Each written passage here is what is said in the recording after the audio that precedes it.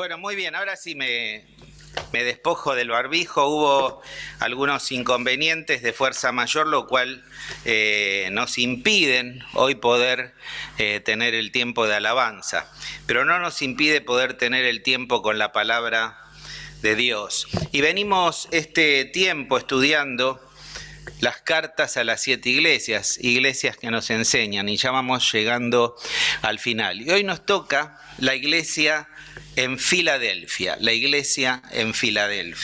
Y esto lo podemos encontrar en el capítulo 3 de Apocalipsis, del verso 7 al verso 13, Apocalipsis 3, 7 al 13.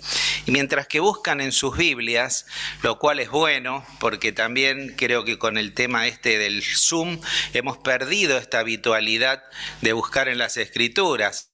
Vemos la pantalla, escuchamos el mensaje, el orador, las lecturas, pero hemos perdido un poco este ejercicio tan sano de buscar en la palabra de Dios. Así sea en plataformas digitales, pero poder leer el texto y cuánto mejor si podemos leer de la misma palabra, del soporte papel, de la Biblia. Muy bien, algunas cosas sobre la iglesia de Filadelfia. El título para este mensaje es La Iglesia Fiel, así ustedes lo han recibido a través de los medios de comunicación que tenemos la iglesia. Quisiera aclarar algo que lo tenía que haber aclarado hace mucho tiempo atrás, que no es un estudio en detalle sobre el texto de las iglesias, de iglesia por iglesia, lo cual nos implicaría muchísimo tiempo de ocupación en esto. Es simplemente un pantallazo muy breve y extraer principios prácticos de lo que nos enseña cada una de estas iglesias y cómo podemos aplicarlo a nuestra vida. Para un estudio mucho más profundo, una exégesis del texto nos llevaría muchísimo más tiempo. Filadelfia. Filadelfos quiere decir justamente amor fraternal o amor de hermanos. Y no tiene nada que ver con el mensaje a la iglesia de Filadelfia, a veces se confunde. Simplemente así se nombró a la iglesia, a esta ciudad, Filadelfia, Filadelfos, porque era una forma de testimoniar el amor que tenía el rey Átalo II por su hermano de carne y sangre, Eumenes, esos nombres que no se van a acordar nunca, pero bueno, es bueno mencionarlo. Y en testimonio de este amor le puso a esta ciudad, fundó esta ciudad y le puso a esta ciudad el nombre de Filadelfos. Filadelfia era un centro de difusión de las letras griegas y la cultura. Era una puerta abierta, por eso el Señor acá habla mucho de una puerta abierta. Era una puerta abierta hacia la culturización helénica, griega, de la cultura y las letras griegas hacia Asia Menor. Ese era el propósito. Podríamos decir que era un propósito misionero, porque la misión de la ciudad era justamente ser esta puerta hacia la cultura griega. Y allí es donde el Cristo, el resucitado, habla de esta puerta abierta que le presenta a los cristianos de la iglesia allí en Filadelfia, que ahora se presenta una oportunidad que ya no es para culturizar al mundo o a las ciudades que le rodeaban, sino por el contrario, es un desafío mucho más glorioso, es llevar el mensaje de la palabra de Dios a aquellas personas que estaban perdidas sin Cristo y sin esperanza. Ya no era, toma ese ejemplo de Filadelfia como puerta misionera para la extensión de la cultura griega, le dice, así como esta ciudad fue fundada con esta misión, la iglesia en este lugar fue fundada con una misión mucho más gloriosa: predicar el evangelio de Jesucristo hasta lo último de la tierra. Vamos a leer el texto y vamos a ir deteniéndonos como siempre hacemos en la presentación del Señor, el elogio. En esta iglesia no hay ninguna reprensión, no les tira de la oreja en absoluto, porque es una iglesia fiel, que se destaca por su fidelidad al Señor. Y dice así el texto: escribe, verso 7 del capítulo 3, escribe al ángel de la iglesia en Filadelfia. Esto dice el santo, el verdadero, el que tiene la llave de David, el que abre y ninguno cierra, y cierra y ninguno abre. Hay tres títulos o aspectos que resalta sobre la persona del Señor Jesús. Está dirigido al ángel de la iglesia, sabemos que es al liderazgo de la iglesia. Y el Señor en este caso se presenta como el santo, el que es santo, y resalta la santidad del Señor. En el libro de Isaías, el libro del profeta Isaías, hay dos verdades teológicas que atraviesan todo el libro y que resalta. Por un lado es la santidad del Señor como un profundo tema teológico. Dios es santo. Y por otro lado, el tema de la justicia de Dios. Dios es justo, no va a dar por inocente al culpable. Pero acá el profeta Isaías nos habla en su libro del carácter de santidad de Dios. Recordamos ahí en el capítulo 6, verso 3, ese himno de los serafines cuando dice: Santo, santo, santo es el Señor de los ejércitos. En Isaías 40, 25 dice: Así pues, me haréis semejante o me compararéis, dice el santo. ¿A qué? Si yo soy el único santo. También en Isaías 43, 15 dice: Yo soy el Señor, vuestro santo, el creador de Israel, vuestro rey. Dios es santo. Y con este concepto de santidad de Dios, un concepto absoluto de santidad, es que se presenta el Señor. Pero en tercer lugar, Él dice que no solo es en segundo lugar, no solo que es santo, sino que es el verdadero. Y cuando el Señor habla de que es el verdadero, está hablando de que Él es la verdad. La misma verdad, no hay otra verdad, es la verdad absoluta. Y la verdad se contrapone contra el engaño, contra la mentira. En el mundo encontramos muchas personas que mienten, somos engañados, nosotros hemos sido víctimas de mucho engaño y es muy difícil confiar en las personas. Pero en el Señor podemos confiar, porque Él se presenta a las iglesias como el fiel y el verdadero. Él es el verdadero.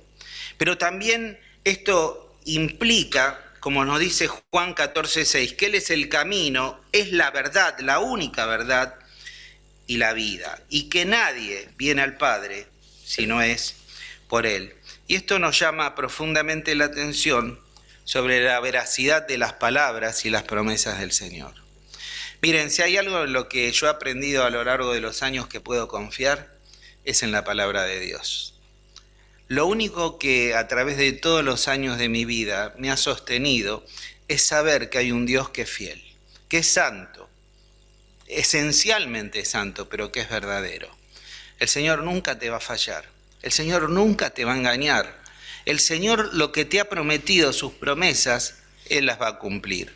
Son como un ancla firme que evita que cuando viene la tormenta, cuando se levante un maremoto, la barca de nuestra vida pueda ser movida. Porque está nuestra vida arraigada, cimentada y anclada en las promesas del Señor, en la palabra de Dios. Y la palabra de Dios es verdadera. El Señor es verdadero. Pero en tercer lugar dice el que tiene la llave de David. No dice las llaves, es singular, la llave de David. Hay una referencia también a Isaías, cuando Isaías dice: sobre sus hombros pondré la llave de la casa de David. Lo que él abra, nadie podrá cerrarlo. Lo que él cierre, nadie podrá abrirlo. Y esto nos habla del gobierno absoluto que tiene el Señor Jesucristo, su realeza y su gobierno y su autoridad. Es muy interesante que dice la llave. Hay una sola llave. Miren, en el templo hay muchas llaves que abren y cierran esa puerta. Los líderes tienen llaves, Eugenio, los pastores. Hay muchos que tienen llave del templo. Hay muchos que abren y muchos que cierran, porque hay muchas llaves. Pero acá está hablando en singular, hay una sola llave. Hay una sola llave, y ese, ¿saben quién la tiene? El Señor. Y es el único que puede abrir y puede cerrar. Cuando el Señor abre una puerta y la deja abierta hasta que Él se le antoje cerrarla. Es absoluto. Muy bien, gracias. Es absoluto. El Señor tiene ese poder de abrir y ese poder para cerrar. Tiene toda la autoridad. El Señor abre las puertas del servicio, abre las puertas de la misión, abre las puertas de la evangelización, tiene las llaves de la vida y de la muerte. Qué maravilloso detenernos un minuto y pensar cuál es el Dios que adoramos, el Señor que adoramos. Un Señor que es santo, un Señor que es verdadero, en el cual puedo confiar, pero un Señor que tiene la llave de abrir y darnos oportunidades cuando nos parece que no hay, la llave de abrir una nueva vida, la llave de la salvación, la llave de abrirnos la puerta de su misma persona, que es el acceso hacia Dios. El Señor es el camino, es la verdad, es la vida, es la puerta a la salvación. Y cuando el Señor es una realidad en mi vida, el Señor empieza a abrir puertas donde nos parece que no hay. No es necesario que nosotros las agarremos a patadas. A veces queremos abrir las puertas a patadas. Cuando el Señor abre una puerta, no la abre con patadas. El Señor la abre, y es tan claro cuando abre una puerta que no nos queda duda que podemos pasar por ella. El elogio a esta iglesia dice que en el verso 8, yo conozco tus obras. He aquí he puesto delante de ti una puerta abierta, la cual nadie puede cerrar. Porque aunque tienes pocas fuerzas, has guardado mi palabra y no has negado mi nombre. He aquí, yo entrego de la sinagoga de Satanás a los que dicen ser judíos y no lo son, sino que mienten. He aquí, yo haré que vengan y se postren a tus pies y reconozcan que yo te he amado. Lo primero que le dice aquí, que ha puesto delante de él una puerta abierta. ¿Y qué significa esto que nos está planteando aquí el apóstol Juan, inspirado por el Espíritu Santo? Dice, una puerta abierta. He puesto delante de ti una puerta abierta. Y el Señor pone delante de cada uno de nosotros puertas abiertas para la evangelización, para cumplir la misión. Hay veces que estamos orando por personas que nos parecen duras en sus corazones, que nos parece que no van a poder ser receptivas al mensaje del Evangelio. Pero cuando oramos y los ponemos en las manos de Dios, y como dije antes, no somos tan insistentes o prepotentes en la presentación del mensaje, sino ante esas personas duras damos esa oportunidad para que Dios nos asombre, el Señor nos va a abrir la puerta en el momento adecuado. Quizás a través de una circunstancia personal que esa persona pase, quizás a través de diferentes circunstancias, va a ser el momento oportuno. Y tenemos que tener la sensibilidad para ver la puerta abierta, para cuando vemos esa puerta, poder pasar por ella. Es esos contactos divinos de los cuales a veces hablamos, esas personas que nos parecen impenetrables con el mensaje del Evangelio. Y un día en un momento difícil de su vida se acercan y te dicen, Carlos, vos que sos cristiano, ¿podés orar por mí? Carlos, ¿podés orar porque tengo este problema? Y tengo que ser sensible a esa puerta que Dios me abre.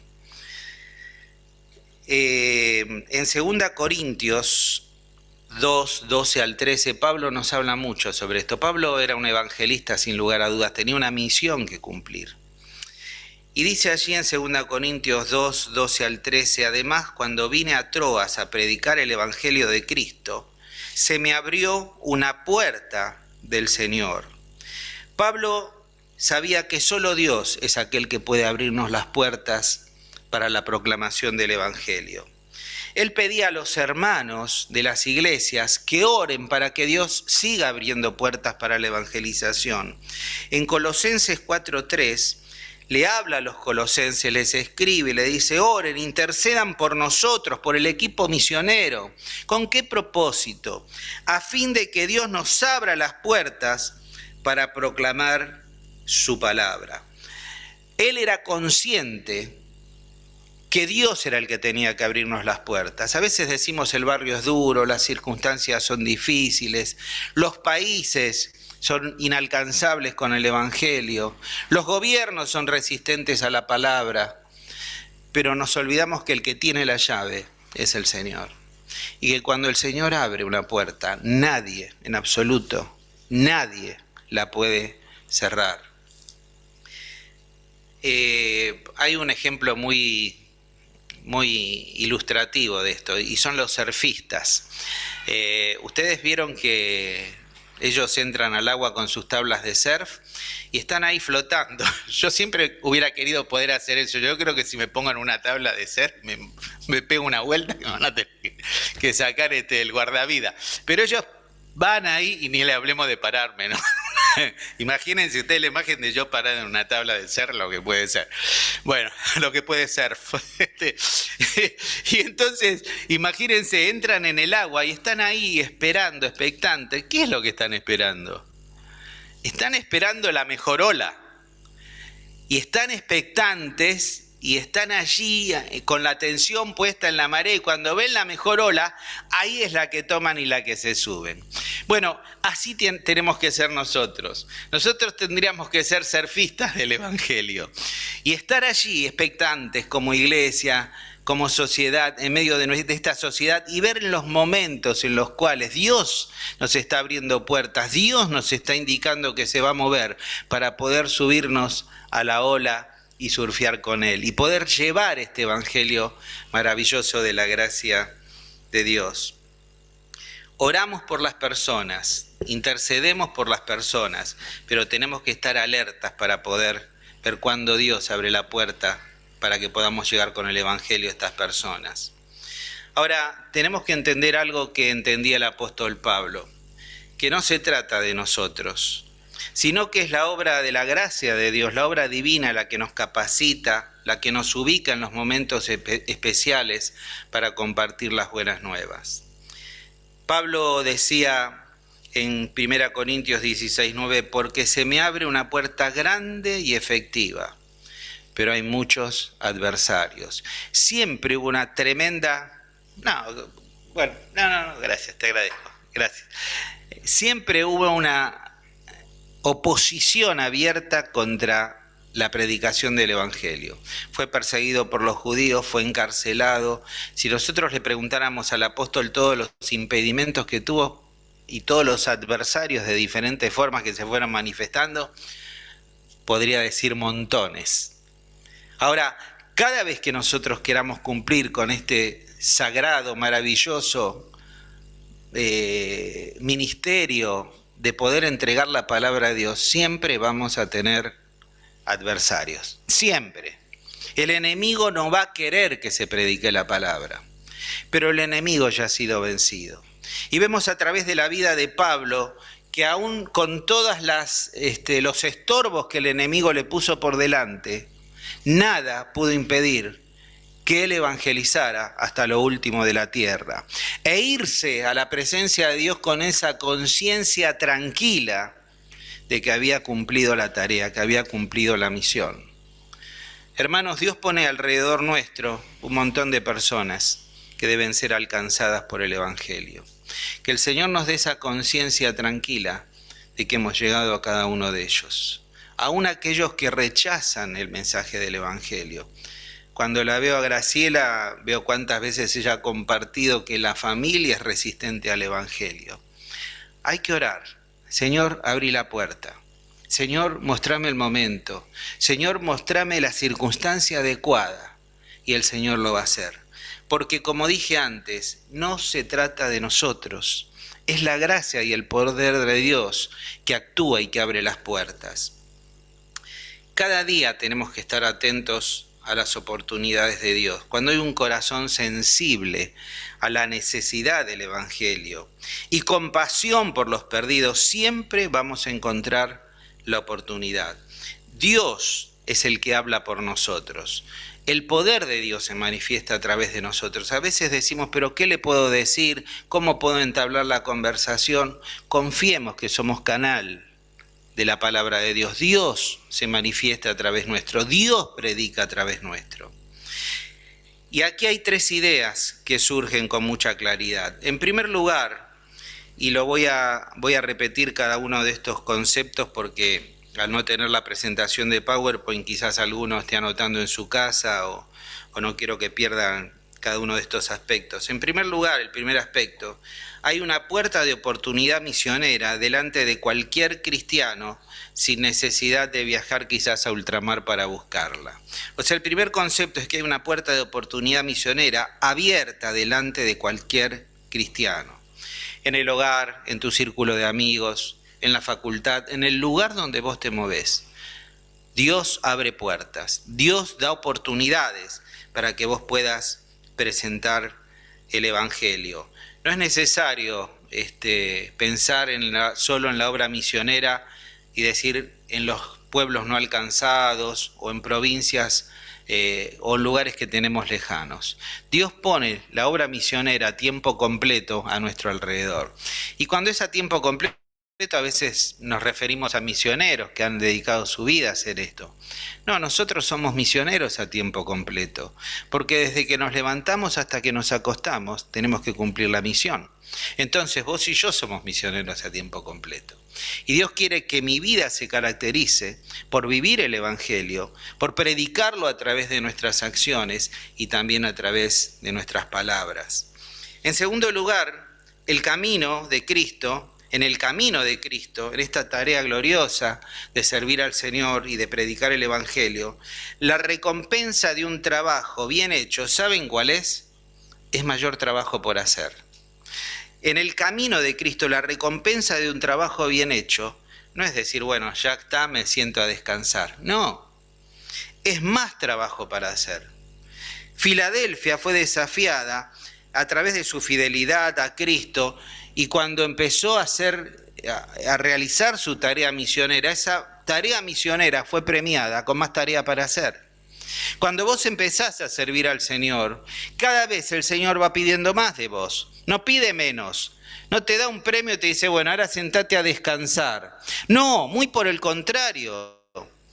Cuanto más somos exigidos, cuanto más logros ministeriales tenemos, más el Señor nos impulsa a seguir trabajando. Yo hoy estoy trabajando mucho más para el Señor que lo que estaba hace mucho tiempo atrás. Y uno diría, bueno, pero llegaste a pastor, podés No, y cada hermano en su lugar. Y más cuando el Evangelio se va abriendo y las puertas se van abriendo, más compromiso tenemos de enseñar, discipular, acompañar. O sea que el premio de Dios para tu ministerio efectivo es más trabajo, es más ministerio. No te sientes a contemplar lo que hiciste, a mirar hacia atrás y decir, qué bueno, qué bien que estuve, porque te vas a equivocar. Y en tercer lugar, el tercer aspecto de esto, es que aparte de todas estas cosas, para cualquier persona la puerta de la oración es una puerta que siempre está abierta. La puerta de la oportunidad misionera a tiempo completo a los que nos rodean.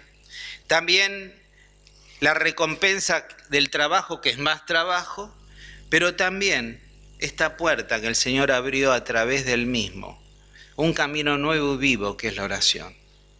No podríamos realizar la tarea, no podríamos realizar la obra, no podríamos levantarnos cada día de la cama si no estuviéramos utilizando esta maravillosa puerta de la oración. Orar, orar. Y orar no hasta que Dios me escuche, sino orar hasta que yo escuche a Dios. El secreto de la oración no está en lo que yo diga, sino en lo que yo recibo, en lo que yo escucho, en lo que yo percibo. La oración tiene que ser un vínculo con Dios que me lleva a poder experimentar esa paz de volcar las cosas en su presencia. Pero como recepción de todo eso, es poder no solo sentir la paz de Dios, sino su palabra hablando a mi corazón. Lo he dicho tantas veces, hermanos, y ustedes que me conocen, que siempre transformamos la oración en un monólogo y no en un diálogo.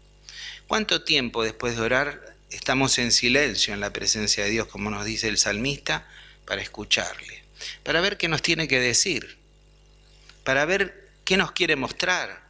Y en esos momentos de silencio con Dios es cuando Dios viene una canción a nuestra mente, una palabra, un versículo, y empezamos a sentir que ese monólogo se transforma en un diálogo y Dios empieza a manifestarse a nuestra vida. Un tiempo de calidad con Dios, escuchando a Dios, cerrando la boca. Dios sabe lo que necesitamos, lo dije infinidad de veces. Él quiere que estemos con Él, Él quiere que estemos con Él y que le escuchemos. Dice acá el pasaje, porque aunque tienes poca fuerza, Y creo que aquí, en esta expresión, está la clave del éxito ministerial. Es más, yo diría que está la clave de la vida de cada cristiano. La razón de por qué los cristianos de Filadelfia tenían esta puerta abierta y hasta dice que les sería entregada la sinagoga de Satanás a sus pies, era porque ellos sabían que por sí solos no podían. Quizás tenían pocos recursos, quizás no era una iglesia que tuviera mucha capacidad o potencial económico, quizás es una iglesia que no tendría grandes dones, no sabemos, dice, era una iglesia pobre. No sabemos en qué concepto está manejando aquí este tema de la pobreza y de la poca fuerza. Pero sí sabemos que era una iglesia fiel. Y era una iglesia en que su fuerza y su riqueza venía de Dios y residía en Dios. Por eso es la clave del éxito. Cuando vos comenzás un ministerio, cuando desarrollás un nuevo proyecto laboral, empezás una carrera, lo que vos quieras hacer en la vida.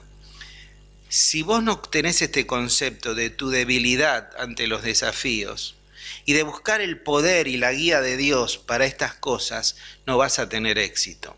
El éxito de la vida del cristiano, el éxito en el ministerio cristiano es saber y decir yo no puedo, yo soy débil, yo soy incapaz, pero Él puede, Él lo hace. Y el milagro se produce. El Señor dijo allí en Mateo 28, toda potestad me es dada en el cielo, por tanto id y haced discípulos a las naciones. El poder que radica en el cristiano no es un poder que parta de nosotros, parte de Dios. Dios abre las puertas, Dios derrama su poder. El poder es del Señor, el mensaje es del Señor, la obra es del Señor, la salvación es del Señor y la gloria tiene que ser para el Señor.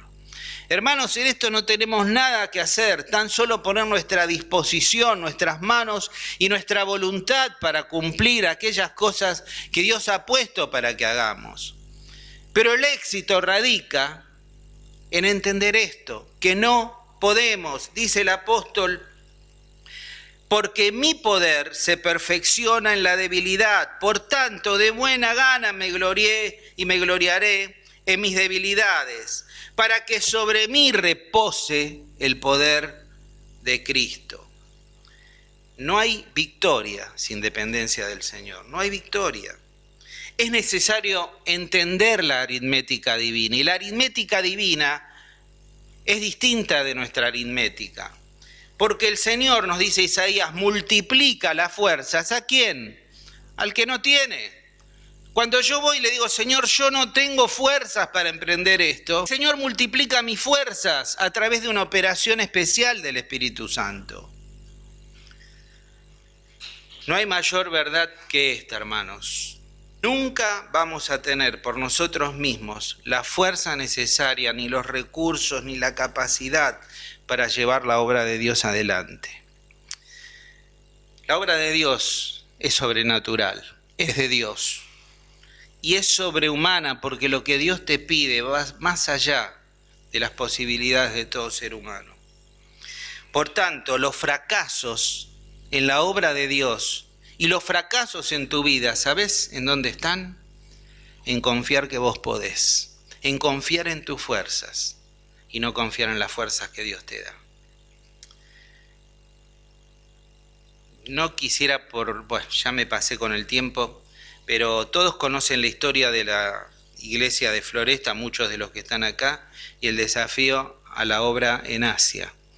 Dios abrió una puerta en Asia, a través de David Y Dios preparó la iglesia, Dios preparó las circunstancias, los momentos. Y sinceramente hubiéramos podido decir como esta iglesia, una iglesia con poca fuerza, una iglesia con pocos recursos, una iglesia con un desafío enorme.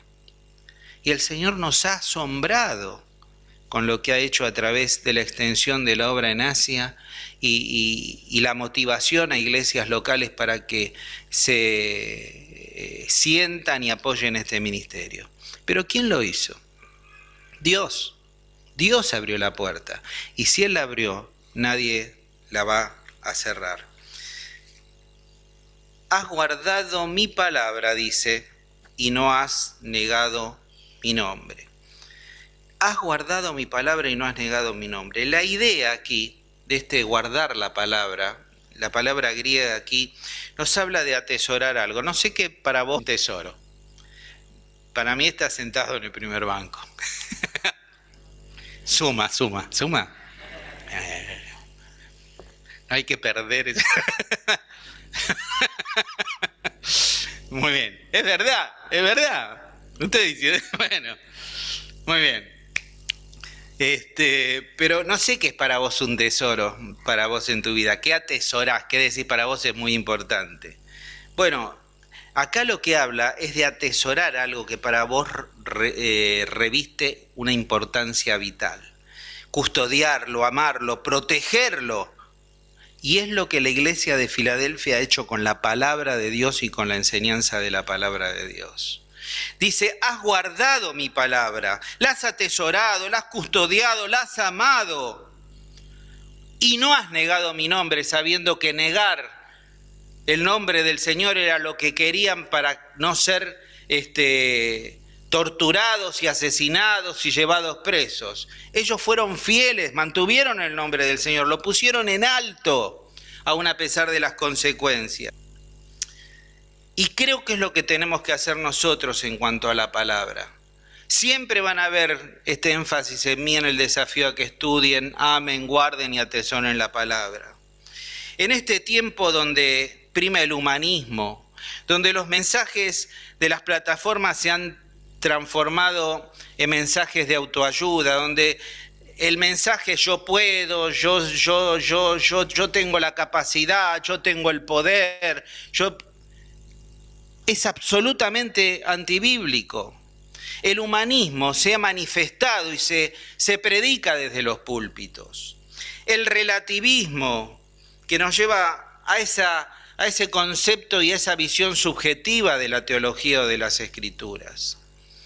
Pero también el liberalismo que procura rebajar la inspiración plenaria e inerrante de la palabra de Dios. Y hoy, como en la época de Filadelfia, debemos reafirmar lo que hemos recibido, reafirmar la sana doctrina, la palabra de Dios. Como lo dice el apóstol, toda escritura, toda, no parte, toda es inspirada por Dios y es útil para enseñar, para redarguir, para corregir y para instruir en justicia. Y aquí surgen dos graves problemas que yo veo en la actualidad. En primer lugar, el primer problema sobre una correcta interpretación y exégesis de la palabra de Dios es el retirar de la Escritura todo lo sobrenatural. Hay una gran corriente teológica liberal, una posición que ya tenían los saduceos en el tiempo de Jesús. Ellos eliminaban lo que consideraban que no era inspirado, procedente de Dios, para callar sus conciencias y seguir viviendo en un libertinaje moral y haciendo lo que querían. Pero hoy también vemos que esa posición es asumida por muchos teólogos y cristianos, que niegan la historicidad de los evangelios, ponen en tela de juicio los milagros, como si no fueran hechos sobrenaturales, manifestaciones divinas.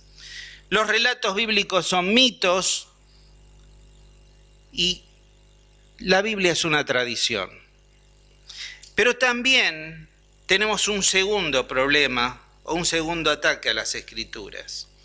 Es añadir a la palabra tradiciones, normas y formas de hombre, dándole categoría de doctrina y enseñándolos como tal. Vuelvo a repetirlo. añadir a la palabra tradiciones, normas y formas de hombres, dándole categoría de doctrina y enseñándolos como tal. Esto motivó que Jesús reprendiera a los fariseos, ¿se acuerdan? El Señor le dice, pues en vano me honran enseñando, porque enseñan como doctrinas de Dios mandamientos de hombres. Mateo 15:9. Muchas veces se han puesto lastres sobre los creyentes que los han privado del verdadero gozo de la libertad que todo cristiano tiene que tener. Multitud de tradiciones en cuanto a las formas de culto, sobre la expresión de la alabanza, sobre el vestido, sobre muchas otras cosas que se han estado enseñando y que deben ser obedecidas por los creyentes como una carga pesadísima, como si fueran mandamientos bíblicos, cuando son tan solo pensamientos de hombres que lo han manifestado como doctrina. Por tanto, es necesario volver a la Biblia, volver a la palabra, volver a la sana doctrina, volver a la relectura bíblica bajo la guía del Espíritu, para que esta vuelta sin condiciones a la Escritura nos lleve al ejemplo de la iglesia de Filadelfia y poder oír del Señor esas maravillosas palabras. Has guardado mi palabra. Y en estos días les aseguro que no es poco. Les aseguro que no es poco. Y termino, habiéndome pasado ya del tiempo estipulado, porque estamos también saliendo por Zoom y hay que acortar los tiempos, ¿no? Dice el verso 10 la promesa final a esta iglesia. Por cuanto has guardado la palabra de mi paciencia, yo también te guardaré de la hora de la prueba que ha de venir sobre el mundo entero para probar a los que moran sobre la tierra. Está hablando que van a ser guardados de la gran tribulación. Y aquí yo vengo pronto y retén lo que tienes para que ninguno tome tu corona. Habían sido premiados con una corona de parte de Dios por su fidelidad. Al que venciere, yo le haré columna en el templo de mi Dios y nunca más saldrá de allí, y escribiré sobre él el nombre de mi Dios y el nombre de la ciudad de Dios, de mi Dios, la nueva Jerusalén, la cual desciende del cielo de mi Dios, y mi nombre nuevo. El que tiene oído, oiga lo que el Espíritu dice a las iglesias. En primer lugar dice que el cristiano que es fiel va a ser un pilar en el templo de Dios. Un pilar en la iglesia. Un pilar es algo que soporta, es algo que se destaca. Es ocupar un lugar importante, honorable. Se dice que Pedro, Santiago en Gálatas 2:9, que Pedro, Santiago y Juan eran los pilares de la iglesia de Jerusalén. Qué maravilloso desafío para vos y para mí. Si cumplimos con la misión, si cumplimos con lo que el Señor nos pide, si nos mantenemos fieles, si guardamos la palabra, el Señor nos hará pilares. Y han habido muchos pilares en la iglesia a través de la historia. Y en esta iglesia también ha habido muchos pilares. Yo quisiera citar uno solo, que es la vida de Tota. Podía decirles muchos otros. Quizás es el recuerdo más fresco que tenemos de alguien que partió no hace tanto. Pero son pilares. Son gente que ha honrado el nombre de Cristo. Son gente que ha predicado el Evangelio. Son gente que esta promesa le queda perfectamente a cada uno de ellos, porque son personas que son aquellas columnas que mantienen firme las iglesias, porque mantienen esa firmeza honorable de poder haber cumplido con esto que le pide a la iglesia de Filadelfia. Qué maravilloso que el Señor pueda decir de vos y de mí que somos pilares de esta iglesia. Pilares sobre los cuales le dan solidez a la estructura, le da solidez a la iglesia de Cristo. Dice que este Cristo resucitado en estos pilares escribirá, dice, su nombre. Y aquí puede haber dos referencias, hay muchas otras, pero yo elegí dos. En las ciudades de Asia Menor y en Filadelfia específicamente, cuando moría un sacerdote después de una larga vida de fidelidad al Señor, al Dios yo digo al Señor, al Dios al cual fuera el culto de ese templo, se le honraba erigiendo un nuevo pilar en el templo en el que hubiera servido y se inscribía su nombre.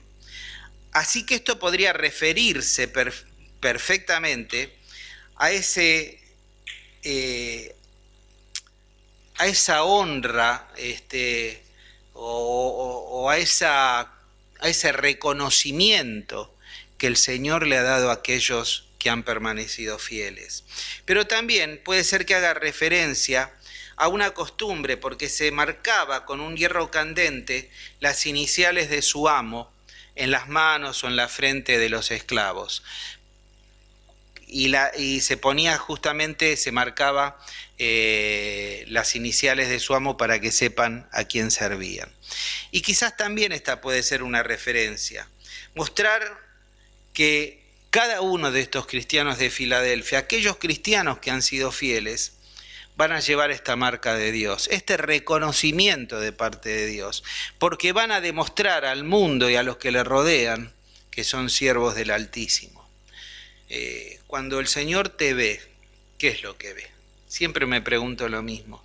Ve un siervo de Dios, ve una persona que manifiesta el nombre de Cristo a los que lo ven.